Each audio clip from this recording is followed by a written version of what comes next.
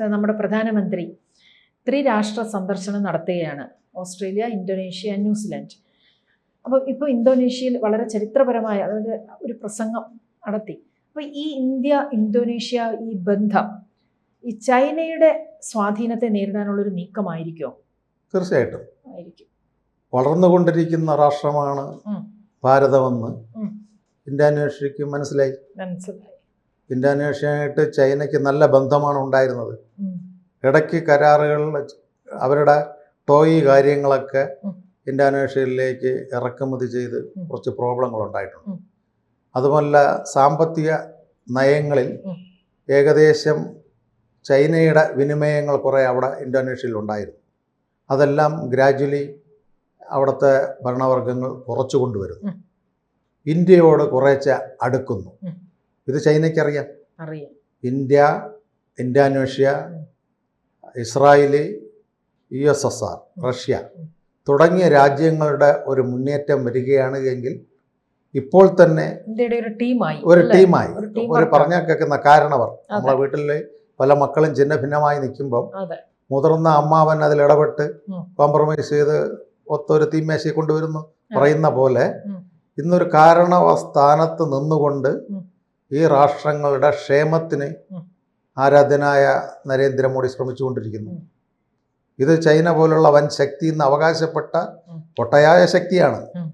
എവിടെയും അണുക്കളെ അയക്കുക, കുടിലതന്ത്രത്തിൽ കൂടി ആയുധം ചെലവാക്കുക തുടങ്ങിയ കച്ചവടം ചെയ്തുകൊണ്ടിരുന്ന പുതിയ AI യുഗത്തിലേക്ക് ചൈന പോകുമ്പോൾ ചൈന തന്നെ ഉണ്ടാക്കിയ ആ വിപത്തിലേക്ക് അവർ കുഴിച്ച കുഴിയിൽ വീഴുന്നുകൊണ്ടിരിക്കുന്നു. അപ്പോൾ ഭാരതം പോലുള്ള രാഷ്ട്രത്തെ പണക്കുവാൻ കഴിയുകയില്ല എന്ന് ബഹുമാനപ്പെട്ട ഇന്തോനേഷ്യൻ പ്രസിഡന്റ് പ്രഭാവയ്ക്കറിയാം. അതുകൊണ്ടാണ് ബ്ലിക്കിണ്ടനും പല ലോക നേതാക്കൾ ഇന്തോനേഷ്യയിൽ പോയിട്ടും അവിടെ പോയി സ്വീകരിച്ചിട്ടുള്ളത് വൈസ് പ്രസിഡന്റോ പ്രധാനമന്ത്രിയോ പോയിട്ടുള്ളൂ. സർവ്വസൈന്യാധിപനായ ഇന്തോനേഷ്യൻ പ്രസിഡന്റ് ഒരു ലോക നേതാക്കളെയും എയർപോർട്ടിൽ പോയി സ്വീകരിച്ചിട്ടില്ല.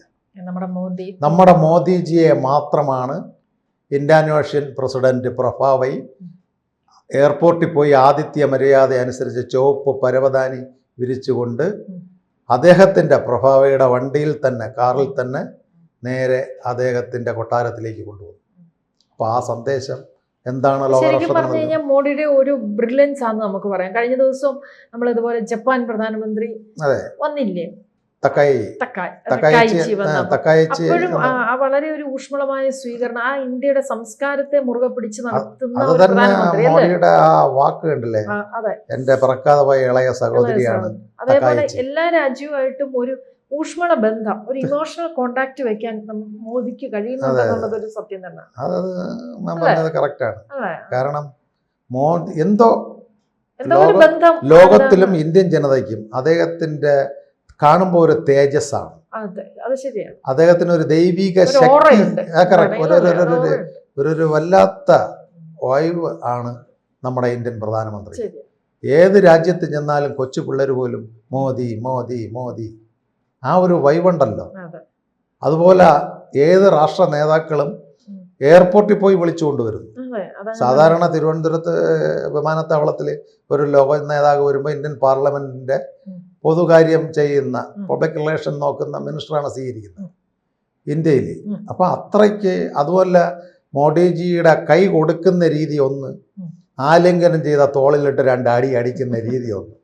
അപ്പോൾ ഏറ്റവും കൂടുതൽ ആത്മബന്ധവും സ്നേഹവും ബ്രദർ എൻ്റെ കുടുംബത്തോട് വരുമ്പോഴാണ് ആ ഒരു കെട്ടിപ്പിടുത്തവും തോളിലിട്ടുള്ള അടിയും. അപ്പം മോഡിയുടെ ശരീര ആ ഭാഷയിൽ തന്നെ നമുക്ക് മനസ്സിലാക്കാം ആ രാജ്യത്തിൻ്റെ കൂടെയുള്ള കൂറും ആ രാജ്യത്തിൻ്റെ കൂടെയുള്ള സ്നേഹവും. അതുകൊണ്ടാണ് ഇന്ത്യയുടെ ഇതുവരെയും മൻമോഹൻ സിംഗ് ഒന്നാം UPA ഗവൺമെൻറ് കാലഘട്ടത്തിൽ ഇന്തോനേഷ്യയിൽ പോയിട്ടുണ്ട്. ഈ ഒരു സ്വീകരണം അവിടെ കിട്ടിയിട്ടില്ല. അവിടുത്തെ വിദേശകാര്യമന്ത്രിയാണ് പോയി എയർപോർട്ടിൽ നിന്ന് മൻമോഹൻജിയെ സ്വീകരിച്ചത്. അതുപോലെ ശ്രീമതി ഇന്ദിരാഗാന്ധി പോയിട്ടുണ്ട്. അത് കഴിഞ്ഞ് മൂന്നാമത് പോകുന്നതാണ് ആരാധ്യനായ ഇന്ത്യയുടെ പ്രധാനമന്ത്രി, ലോക നേതാവായ നരേന്ദ്ര ദാമോദർദാസ് മോഡി.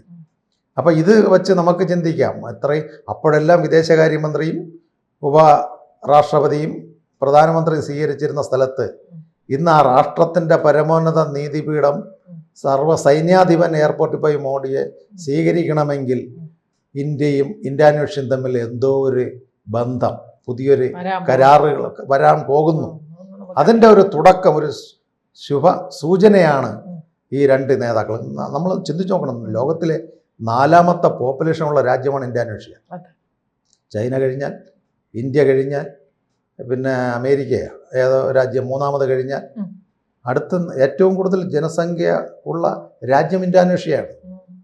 ആ ഇന്തോനേഷ്യയിലുള്ള മുസ്ലിം സഹോദരങ്ങൾ തന്നെ പറഞ്ഞു, ലോകത്തിലെ ഏറ്റവും കൂടുതൽ, ഇന്തോനേഷ്യക്കാളും മുസ്ലിങ്ങൾ കൂടുതൽ ഇന്ത്യയിലുമാണ്. അതാണ് അതിൻ്റെ പ്രത്യേകത. ഏറ്റവും കൂടുതൽ അവിടെ പോലും പല രാജ്യങ്ങളും ചൊറിഞ്ഞുകൊണ്ടിരിക്കുകയാണ്. പക്ഷേ ശക്തമായതുകൊണ്ട് ഇടപെടുന്നില്ല.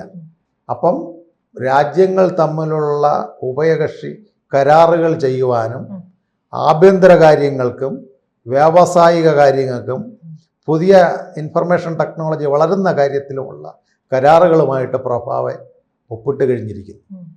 രാജ്യത്തിൻ്റെ അതിൽ ഏറ്റവും പറയേണ്ട രാജ്യത്തിൻ്റെ വ്യാവസായിക വൽക്കരണമാണ്.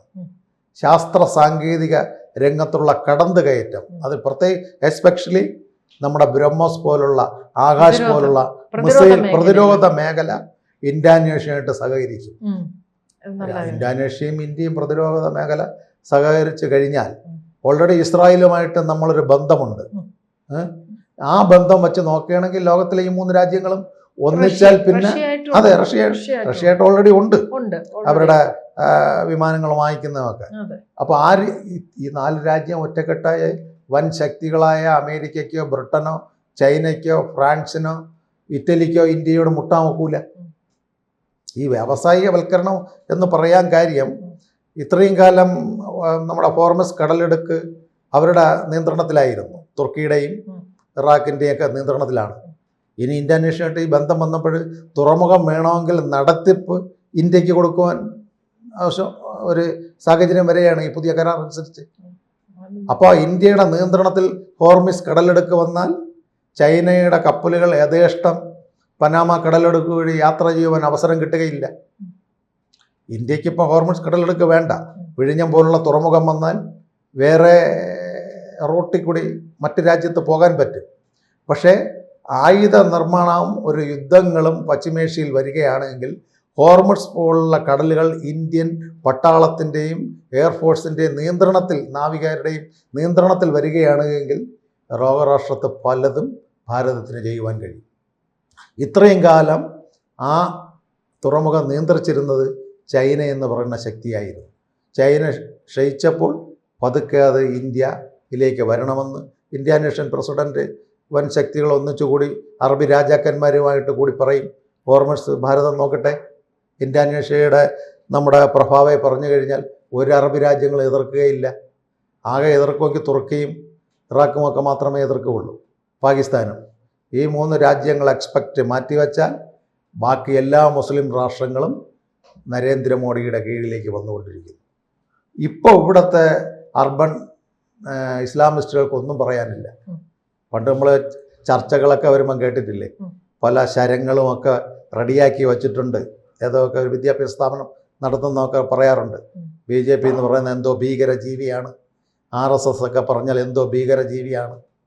ഇന്നതെല്ലാം ഇന്ത്യൻ മുസ്ലിങ്ങൾക്ക് മാറിക്കൊണ്ടിരിക്കുന്നു. ഇന്ത്യൻ മുസ്ലിങ്ങൾ ഇന്ത്യൻ രാഷ്ട്രീയത്തിൻ്റെ മുഖ്യധാരയിലേക്ക് വരണമെന്ന് പ്രധാനമന്ത്രിയാണ് ആവശ്യപ്പെട്ടിട്ടുള്ളത്. ഇവിടെ മുസ്ലിങ്ങൾക്കെതിരെ RSS പ്രവർത്തിക്കുന്നെന്ന് പറഞ്ഞു. RSSൻ്റെ മാനനീയ സർസംഘചാലക് മോഹൻജി ഭഗവത്തിൻ്റെ യാത്രയിലുടനീളം നമ്മുടെ സംസ്കാരം ഹിന്ദുത്വമാണ്, മുസ്ലിം സഹോദരങ്ങൾ നമ്മുടെ ജനസംഖ്യയിൽപ്പെട്ടവരാണ്, അവർക്ക് സംരക്ഷണം കൊടുക്കണമെന്ന് അദ്ദേഹത്തിൻ്റെ പ്രസ് മീറ്റുകളിലെല്ലാം ന്യൂനപക്ഷ സംരക്ഷണം പ്രതിപാദിക്കുന്നുണ്ട്.